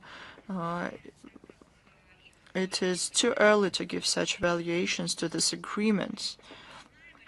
As far as we know, a number of the authoritative political forces of New Caledonia seriously opposed this document. In case it is endorsed, we'll see how it's going to be implemented. We think that it is a trap and that Paris attempts to preserve the control of the archipelago at the expense of the reform of the local legislation, to use its electoral landscape, leaving the locals in a minority. Yet again, it's an issue. Time will show. Let us not jump to conclusions. In reality, Paris wants to ensure the legal rights and interests of the locals in New Caledonia. Thank you. News.ru, are you here with us? Hello, Madam Zakharova. News.ru, Mikhail Rosen. We have two questions, if I may. The first was covered partially. Europe agrees to accept most humiliating demands by the US president to the detriment of its interests, for instance, not to buy Russian oil. Has it lost its sovereignty, and does it make any sense to talk with Europe if everything is decided in Washington? Actually, that is something that the Russian foreign minister has been talking about repeatedly. The problem of modern Western Europe is that it has lost its sovereignty. It's not just a figure of speech, it's just what actually happens, and that is the problem of Western Europe. That is the problem that the citizens of Western Europe should address together with their governments and legal representatives. They should understand what it would lead to. Under the guise of strengthening integration, it turned into this chain of command, and then the main economic driver was lost for the freedom of economy, and then it was subdued to some collective endeavors. I'm talking about the fact that all countries were united and they were subdued to Brussels democracy, although it is not a democracy, it has never been, it's just an atrocious bureaucracy. And as for Washington and its globalist elites, they try to rule things, and they try to preserve this policy to get their benefit, to have this neo-colonial guidelines to destroy national identity of countries and peoples, to abandon traditional values, and so on. We get an impression that we are witnessing not just a crisis, but a final act of this tragical farce called the European sovereignty. What happens today between Washington and its Atlantic satellites exceeds the gloomiest forecasts on the future of Europe. European capitals were once proud about their independent foreign policy and the role of one of the centers of power, their economy, and now they compete in implementing the most absurd, suicidal indications and instructions from the other side of the ocean. We're not talking about union solidarity, we're talking about dependence of vessels. This sanctions hysteria disrupted economic ties and it had dealt a blow to the prosperity of millions of Europeans, and that is a graphic example of this self-destruction. And the genuine tragedy is that the ruling elites in the EU deliberately sacrifice the interests of their citizens to the interests of American mentors. The energy crisis was artificially caused by the refusal to purchase Russian affordable energy and the terrorist attack in Nord Stream 1 and 2. This is a direct cost for loyalty to Washington. And once again, there are some contradictory statements made from Washington by Western elites that were set up in Brussels, and they occupy various positions. The European taxpayers finance their own their own deficit, and they sponsor the murders of citizens of Ukraine at the guise of protecting Ukrainian people. When we talk about human rights, well, they talk about human rights, but they destroy this notion completely, and they stroke it out of their priority list, since they turn a blind eye to the crimes that are committed and that are sponsored by the West. And this political dependence has its cost. The economic crisis, you see that some European countries are facing stagnation, looming stagnation. I believe that Europe has deprived itself for a long time of competitive edge. They deliberately gave their markets to American competitors without even fighting, as if they wanted to do that. That is the kind of Europe that gave birth to free economic relations, especially interstate ties and so on. I'm talking about the fact that the EU was devised as an economically beneficial union that yielded benefits by minimizing costs.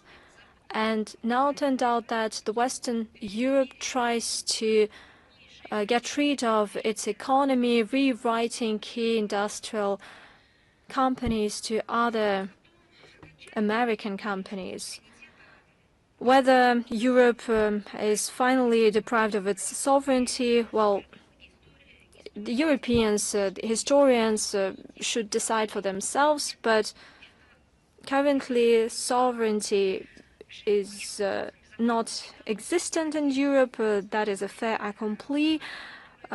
By the way, if we're talking about energy, economy, and all these decisions that made not in Berlin, Paris, in Brussels, they're not taken at the national level, they're not delegated to Brussels as a national will that is united by some European Union will and concept.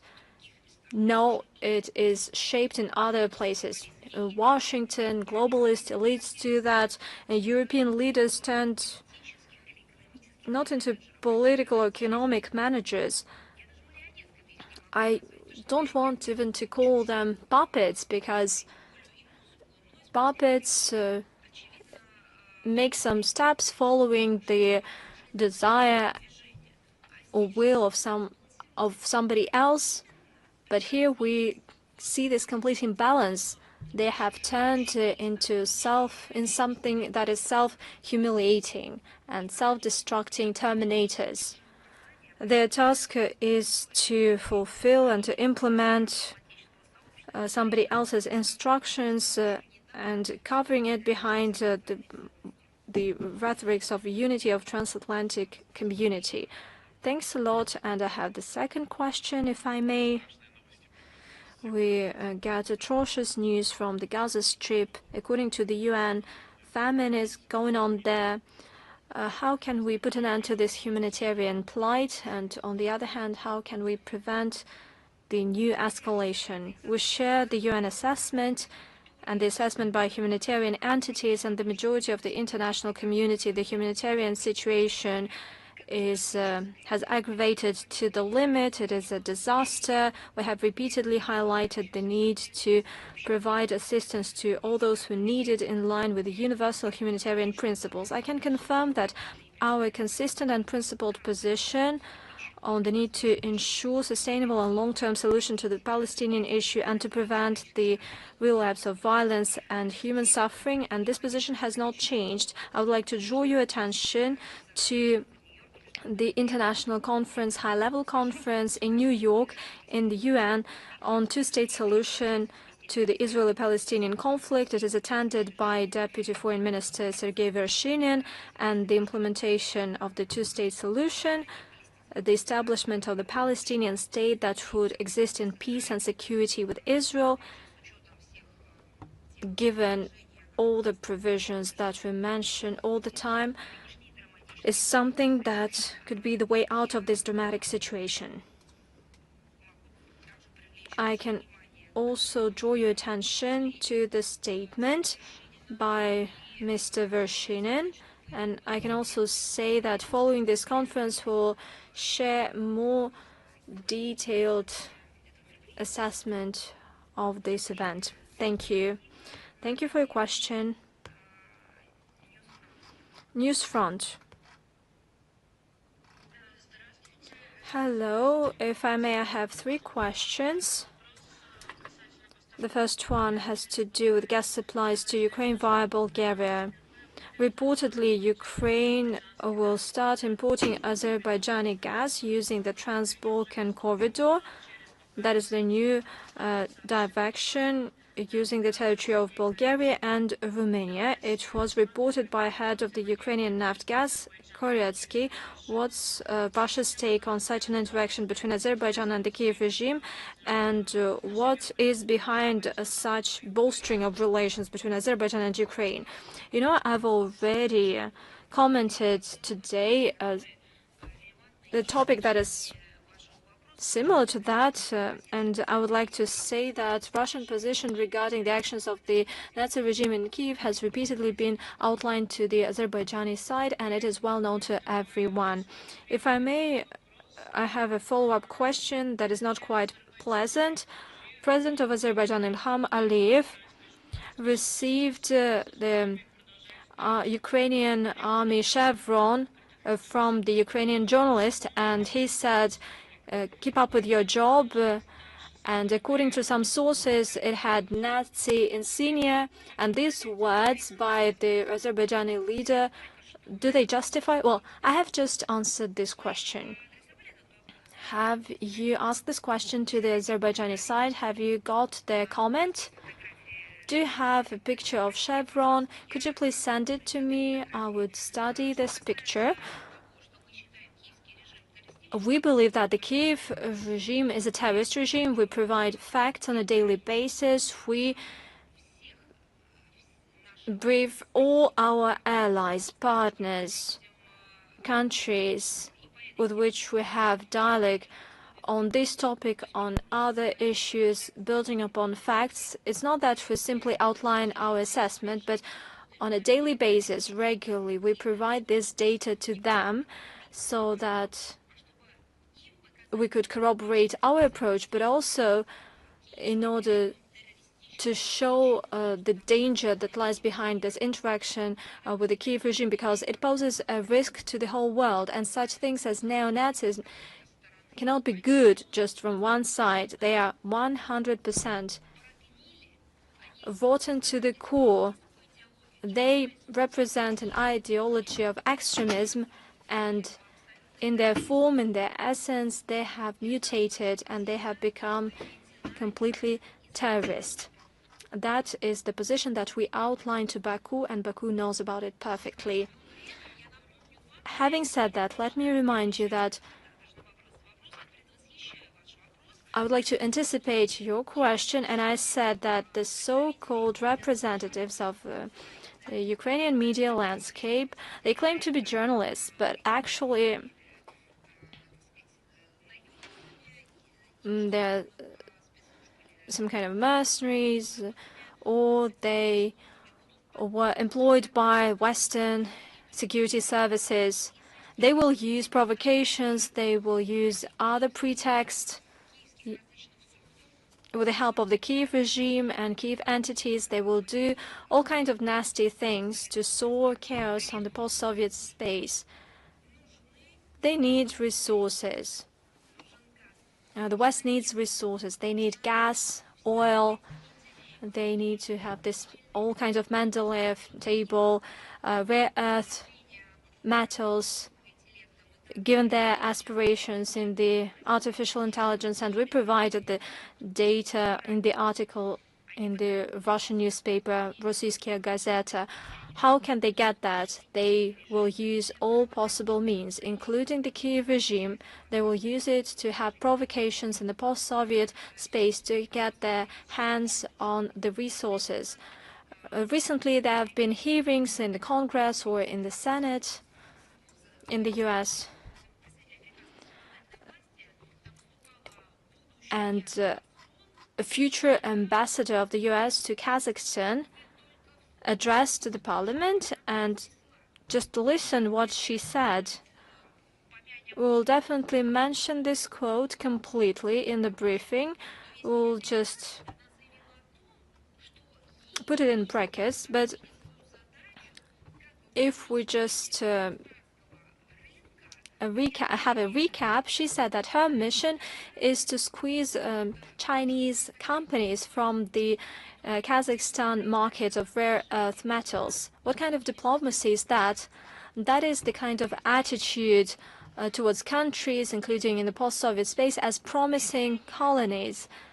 That is the complete neglect to the international law, the United Nations Charter, the Vienna Conventions on diplomatic and consular relations.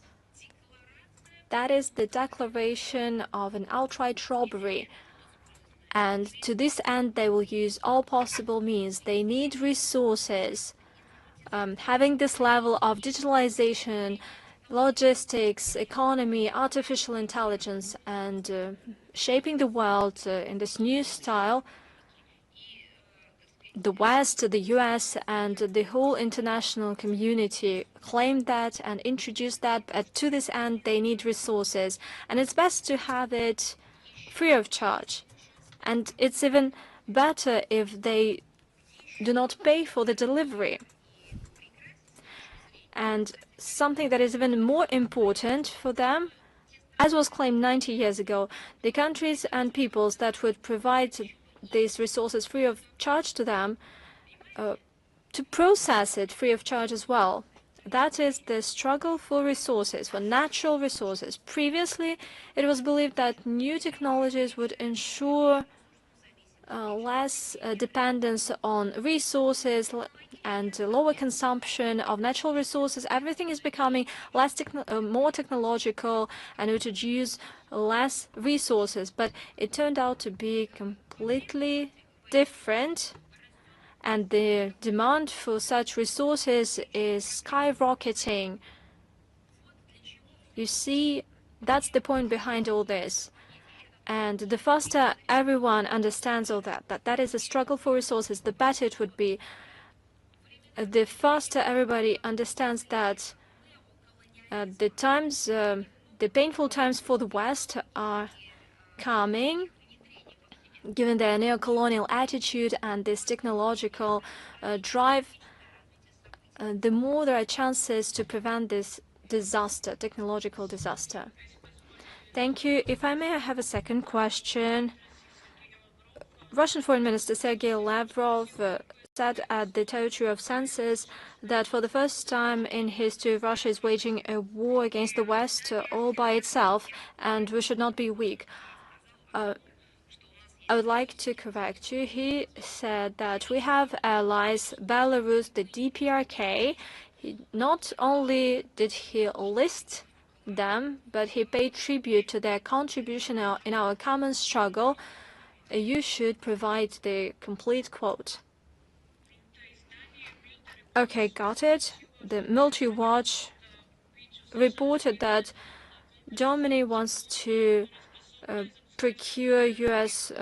Typhoon missiles capable of launching cruise missiles. They can strike Russian capital, and Russia is considered as the main target.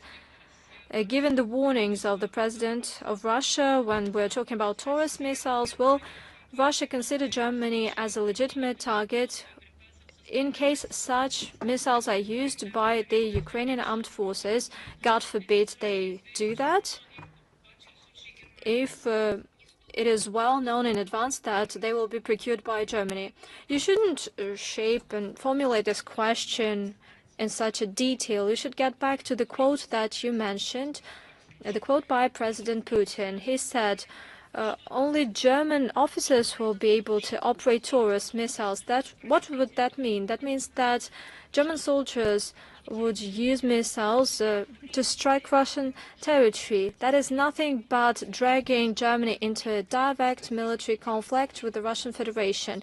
There is no other way of describing it. That's what President Putin of Russia said. And that is the answer to your question. And after that, it's up to the military to decide how it will be called specifically. However, the president described it in a crystal clear way. Thank you. And question 3. Russian leadership many times underlined that Russia won't be talked on the language of ultimatums. In your opinion, the language of diplomacy in the Western civilization died, or Russia and the West speaks different languages of diplomacy? What's the difference? This is to follow up on the recent ultimatums. We'll have to talk for 3 hours about it, because the West is not homogeneous, because NATO states pursue various policies. Some of them use not even ultimatums, but aggressive attacks through words. They use labels and insults. This is not what reflects their activities. It means that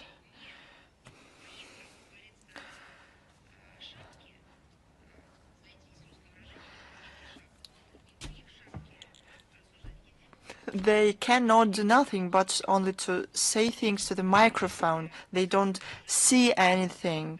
I mean, the regimes in the Baltic states, first of all, they are reduced to this. They cannot do anything else. They cannot do practical diplomacy and be involved in international processes. They were restricted to this part of the international affairs where they can be.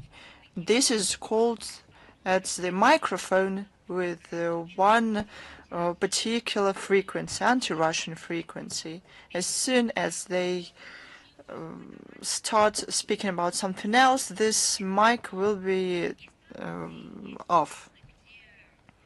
There are countries where, thanks to the leadership of the country, thanks to the activity of the public, or because democracy was not destroyed there, they pursue policy to preserve national interests. They use diplomacy, and mechanism to interact, to find solutions to important issues, to protect their interests and respect others. There are countries that are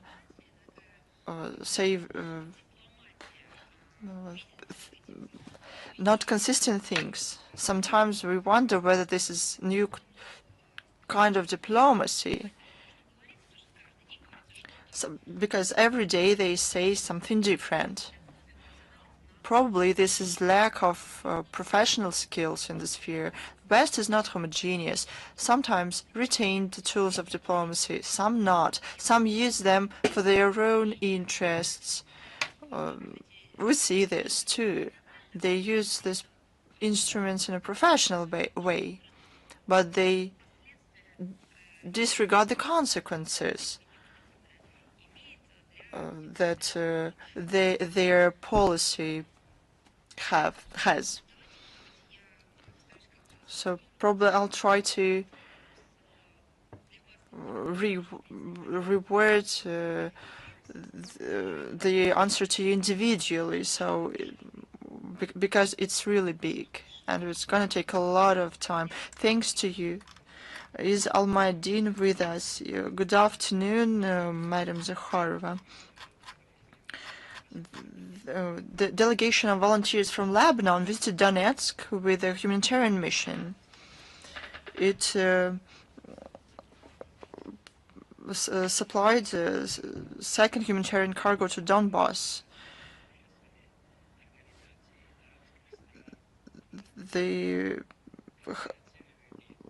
It was participated by the public organizations of the Arab countries and from Latin America.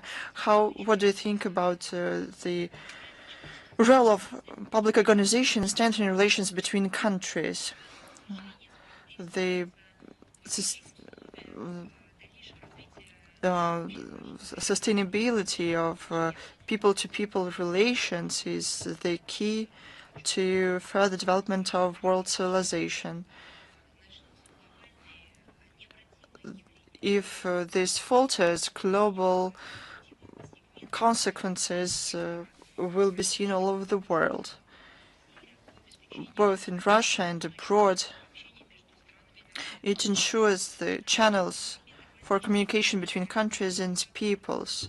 When instruments of classic diplomacy are undermined or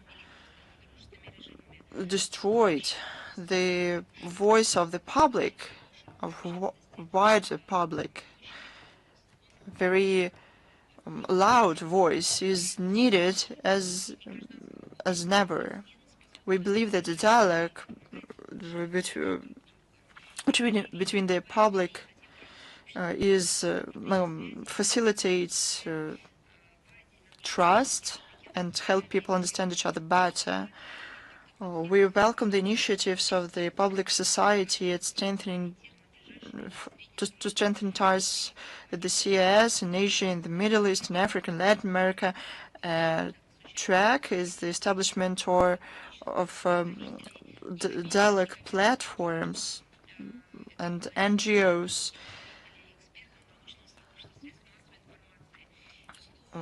Without any doubt, this initiative should be based on equal rights, plural differences of opinions, and without trying to impose the only right position or opinion. From our side, we facilitate such initiatives. Thanks. Thank you. Thanks to you. Is Rudolf with us?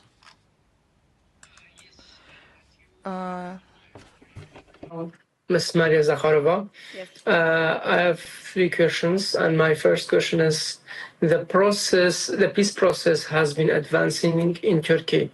A PKK group has laid down arms, and Turkey government has made a committee for the process as well. How does Russia see this process, and what could be the best possible strategy for both sides to solve the issue in a way that may lead to more peace in the region and country as well. So how do you think that this process will affect North and Syria, as Turkey has some tensions with autonomous administration in North and Syria? Thanks. Вы знаете, Россия выступает в поддержку политического регулирования.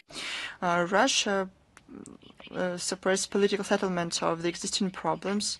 We proceed from the necessity to ensure peace and stability in certain countries and in the whole multinational and multi-confessional region.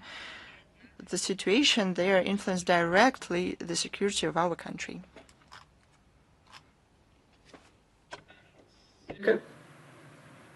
Second question that I have is, we have seen some discussions between autonomous administration in North and Syria and Damascus government as well. According to the reports, the Kurds are asking for decentralization in governing Syria and Syrian democratic forces to be a category in Syrian army, not resolving into it. Damascus is opposing that. What could be the best possible strategy for them to agree on, and how does Russia think about Syrian democratic forces' demands and Damascus' response to it? You know, I'll ask experts about it. Probably you can make your question more clear, because it is quite vague. I'll tell you I'll answer a question individually. And my last question is, recently there have been some attacks on oil fields in Kurdistan region in Iraq, in which Russia has some interest, or their oil companies are working here. Moreover, there are some issues between KRG and Iraqi government. Some of it are related to oil. Both sides have had some discussions on the issues, but they have not been solved. How does Russia see the attacks on oil fields, and have you tried to mediate them in a way to solve those issues? You know, if I may, can you give me more information of what kind of terror attacks and attacks abroad you mean, and I'll answer you later on. There have been some attacks on oil fields in Kurdistan region of Iraq. Да, подготовим. Oh yes, I will prepare answers to you. We'll send them to you. For the answers of those three questions. Хорошо, спасибо. Thanks to you. Nice. Is Голос Отечества with us?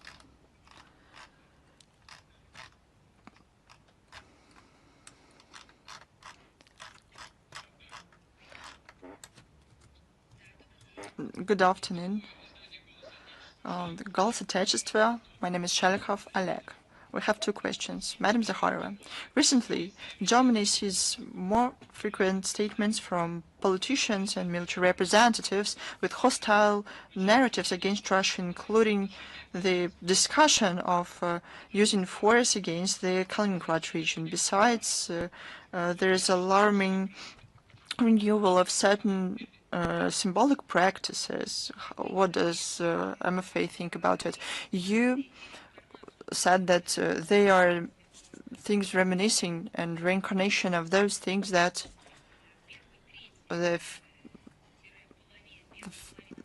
was not achieved in the first thought of the 20th century. They attempt to do it at a new technological level. They need resources. They're going to fight for this for all their life. It's not only about statements that concern not only our region. We see various experimental ideas. We hear them from them. It's the aspiration to dominate in the world, to own all resources, to destroy the national identity of peoples and sovereignty of states, to subjugate societies, countries, and people. and they want first and foremost their resources. Now, because of the information and communication technologies, their development give them, as many ideologists say, possibility to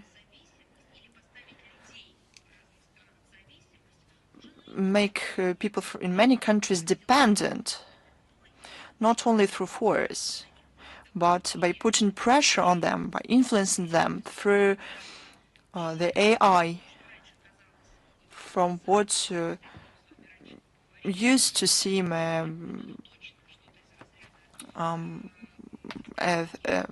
conspiracy theory. Every person understands that now,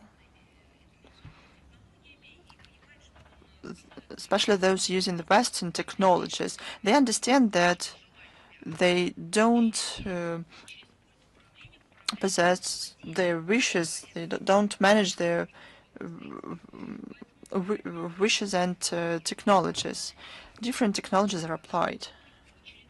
But this is yet another attempt to put neocolonialism at a new level with new opportunities to subjugate peoples and nations and to rule the world. It is described in various ways. It was implemented differently in the world history under various flags and symbols. But now it is done at a new technological level. Thank you. Question 2. Madam Zakharova, what can you say about the fact that the US and EU, while introducing sanctions against third countries for supplying armaments to the zones of conflicts, actively arm Ukraine, including through European logistical centers? That is violating the international law. Your wordings is very good. While supplying at an unprecedented level the Kiev regime with armaments, the US and the EU violate all political and legal commitments. What is even more surprising, in majority of cases, they initiated this approach that such supplies are unacceptable, and they were the first to violate them. And they started to treat these commitments and in a bad way and disregard them. This is the Washington revoked its signature under the International Treaty on Armaments Trade.